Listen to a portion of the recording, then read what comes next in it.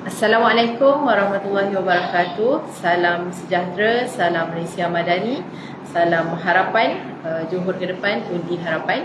Jadi saya YB Anfal Saari selaku Timbalan Ketua Wanita Amanah Nasional mengiringi calon untuk harapan dari Dun Tenang, untuk Dun Tenang N05, itu calon nombor 3 atas kertas undi, insyaAllah pada 11 Julai nanti.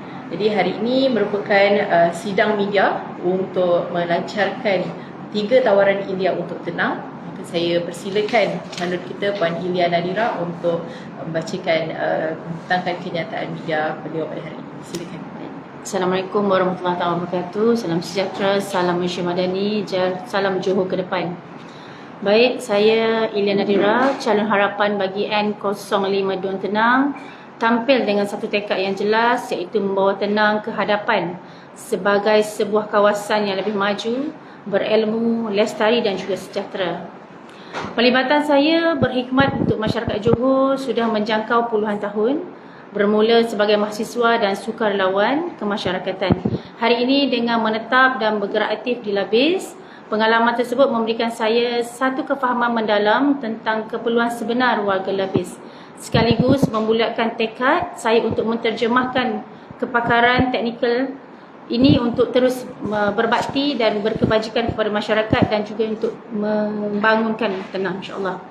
Pembangunan tenang sebenarnya tidak boleh lagi berasaskan kaedah lama atau sekadar retorik politik.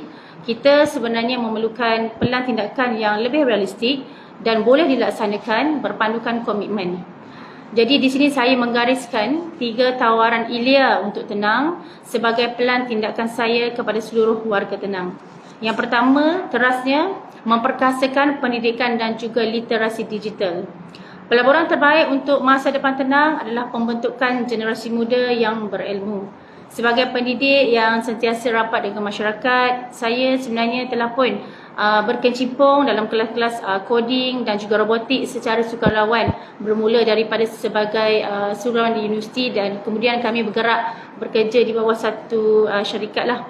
Jadi melalui latar belakang sarjana kejuruteraan elektrik robotik, saya mahu meluaskan impak ini ke skala yang lebih besar dan juga jika diberikan mandat, perkara pertama yang kita akan lakukan ialah MOU strategik bersama universiti dan juga industri, iaitu menjalinkan kerjasama rasmi dengan syarikat teknologi dan juga institusi pengajian tinggi melalui program CSR serta community outreach berterusan dengan membawa kepakaran AI, coding dan sains data terus kepada anak-anak tenang.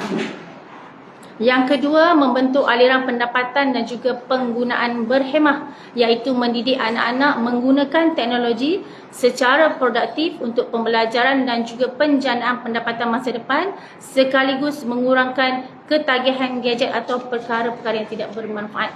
Kalau kita lihat hari ini, coding tidak lagi perlu melihat kepada bentuk coding yang kita tak faham, tetapi anak-anak hari ini boleh buat coding dalam keadaan mereka seperti main games. Sebenarnya mereka boleh buat satu benda yang sangat bermanfaat melalui gadget yang ada lah, maksudnya dimanfaatkan dengan baik. Seterusnya, teras kedua, merancangkan pelancongan alam semula jadi dan rekreasi. Labis dan tenang mempunyai khazanah alam yang sangat bernilai, daripada pusat air panas, takar melur, air terjun, trek pendakian sehinggalah kelimpahan musim buah-buahan. Kita perlu meletakkan Labis di peta pelancongan domestik utama melalui pelan yang konkret, iaitu melalui program pengusaha pelancongan dan juga estetik coaching, iaitu menggerakkan pemacu dan juga latihan kemahiran bagi membantu pengusaha inap desa ataupun homestay serta peniaga kecil membina pengalaman pelancongan yang menarik dan juga instagramable.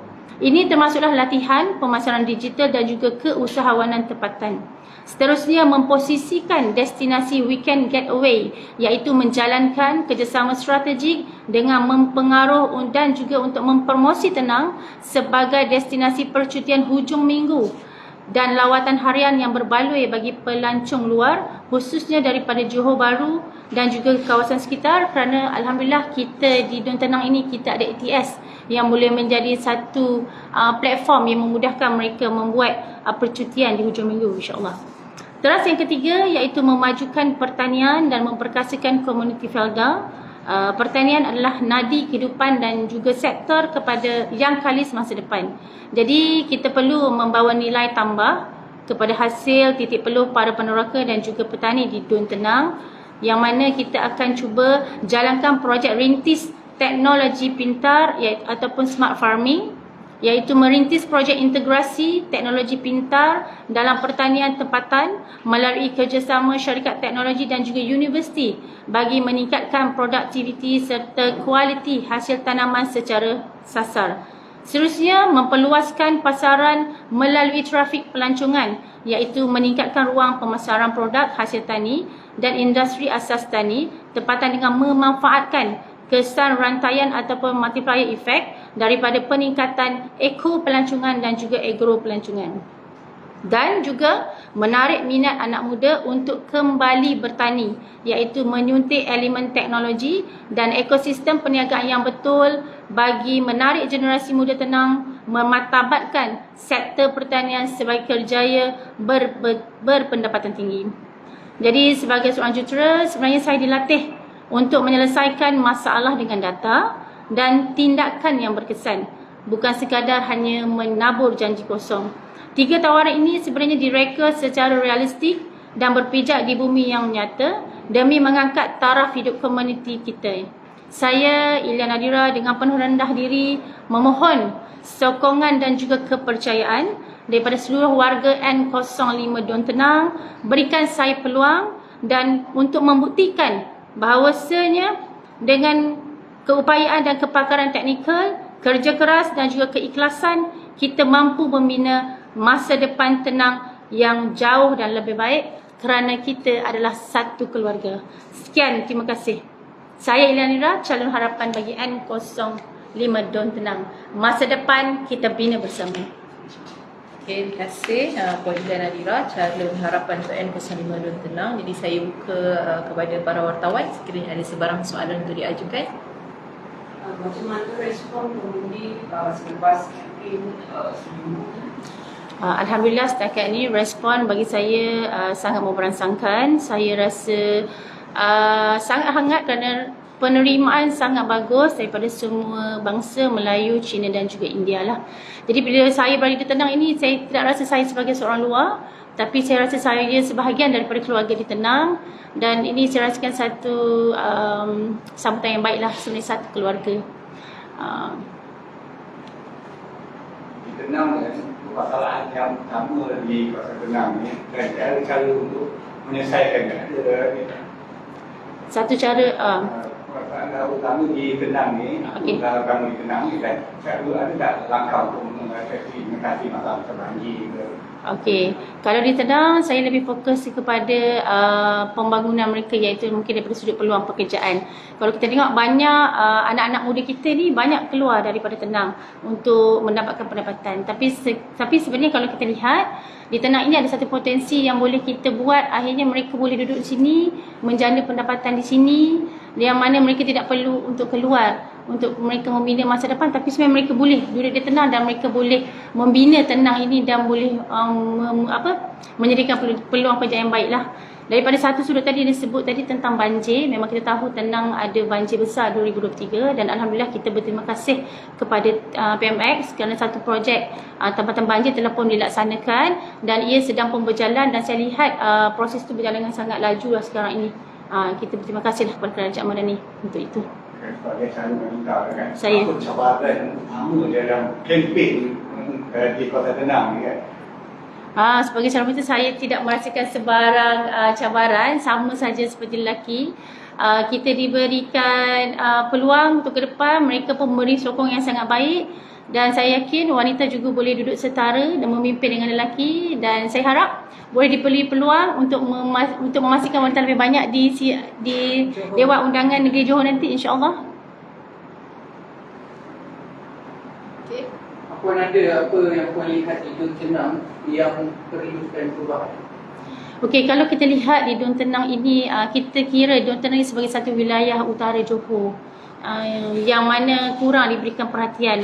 Kalau kita lihat tentang slogan Johor Maju itu lebih tertumpu ke selatan Johor, seperti yang disebut oleh sebelum ini oleh Menteri Besar. Tapi sebenarnya di wilayah utara Johor ini, di Labis ini, di Dun Tenang ini, kita ada potensi yang sangat baik yang saya sebut tadi sebagai agro pelancongan, yang sebenarnya kita boleh manfaat dan promosikan dengan lebih agresif.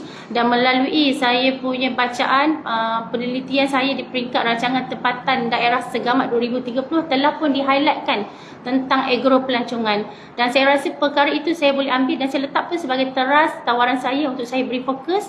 Dan mudah-mudahan pembangunan di Tenang ini dapat dibangunkan. Bukan kita nak membangunkan bangunan-bangunan yang banyak, tetapi pembangunan daripada struktur ekonomi desa dan juga pelancongan. Okay, ada lagi soalan? Kalau tiada lagi soalan, saya ucapkan terima kasih.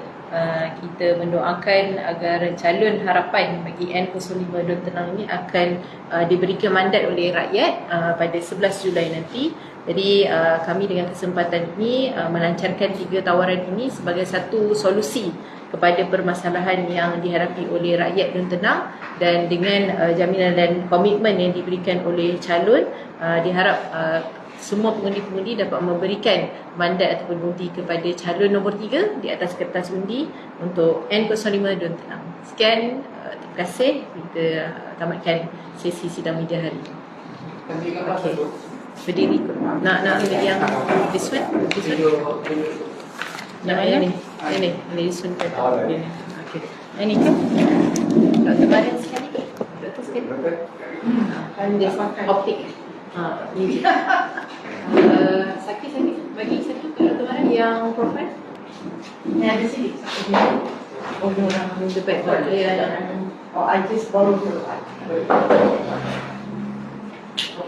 profile. Ini belakang ni. Ni ada titik kau.